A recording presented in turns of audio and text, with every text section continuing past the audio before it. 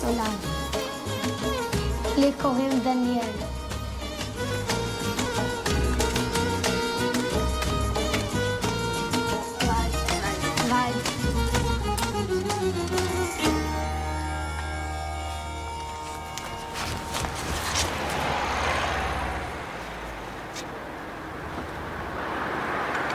דניאל, למה אתה לובש בגדים כמו שלי?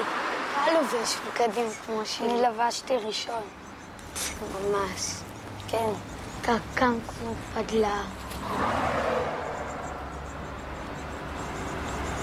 בקו 18 היו הרבה פיגועים. אנשים חושבים כאילו לא לנסוע בקו הזה, ולדעתי זה די שטויות, כי באותו מידה אני יכול לנסוע בקו 22 שאומרים שזה הקו הכי שקט ולהתפוצץ. כשאני עולה על האוטובוס אני מפחד, אז אני מחפש אנשים חשודים לי, כאילו אני רואה איזה מישהו ממש מפחיד, אז אני עוקב אחריו, ולפעמים אני כזה יורד תחנה אחת לפני, כל הזמן אני פוחד מתי אולי יהיה פיצוץ.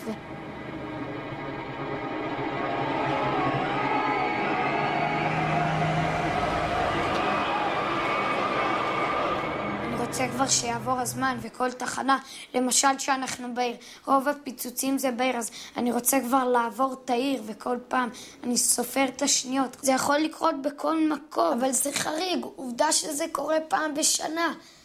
נכון, פעם בשנה, זה יכול לקרות פעם בשנה לך, דניאל. נו, נכון. לך. נכון? נו, נכון, ואז אתה תמות. נכון?